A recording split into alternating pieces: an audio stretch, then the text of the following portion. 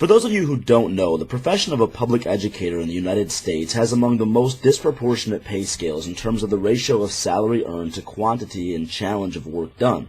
Compounding that problem are the environmental factors that contribute to a teacher's clientele.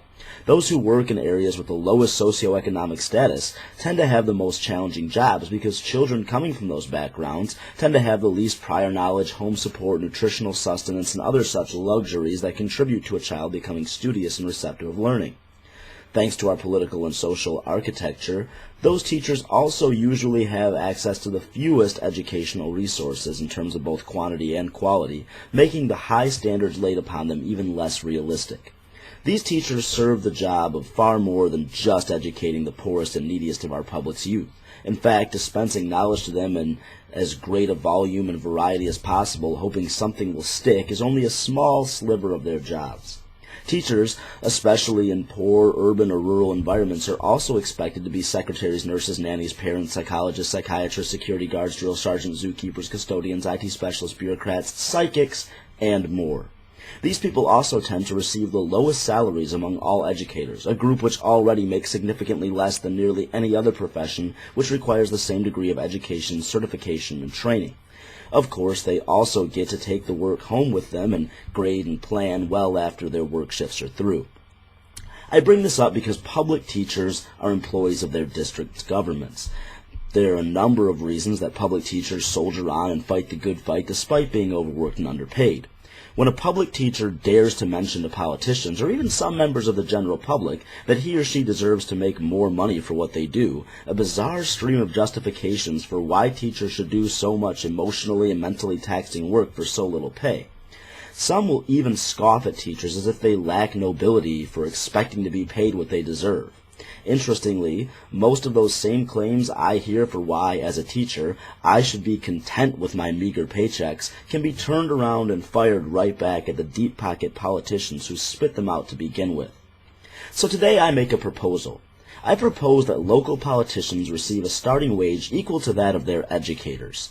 State politicians should start their jobs making the same as the average teacher starts out making in their states. Politicians at the federal level can start out making the same amount of money as the average starting wage of the teachers in the country. Also, it doesn't matter how good a job they do or how hard they work. They're stuck with that salary until the budget in their area improves drastically, and if they need some new things for their offices or they want to travel for their campaigns, they'll just have to become salespeople and do fundraisers for those things. Wouldn't that be a scene?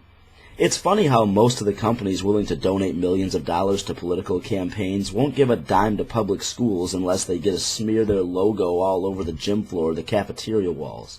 It's almost as if the companies have some ulterior, non-altruistic, dare I say, corrupt motive for investing in politicians. Nah.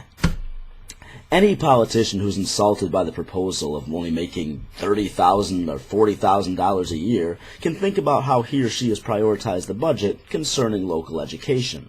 I also have a slew of justifications they've given me to chew on if they think they deserve more money.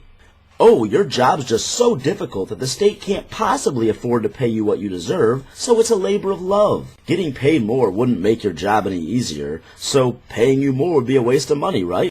We're able to pay you so little because if you quit, someone else would take your job. Offering a low salary is the only way to ensure that people who take your job are in it for the right reasons.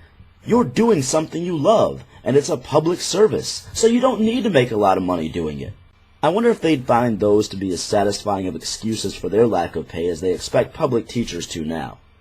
It's a widely accepted talking point among the general public that it would be a positive thing to get the money out of politics. So, by the same logic politicians used on public teachers, let's make the jobs of mayors, senators, governors, and representatives and so forth less financially desirable. I'd love to see how many stick around. Hey, maybe they're right, and those who stay would be the only ones worth keeping.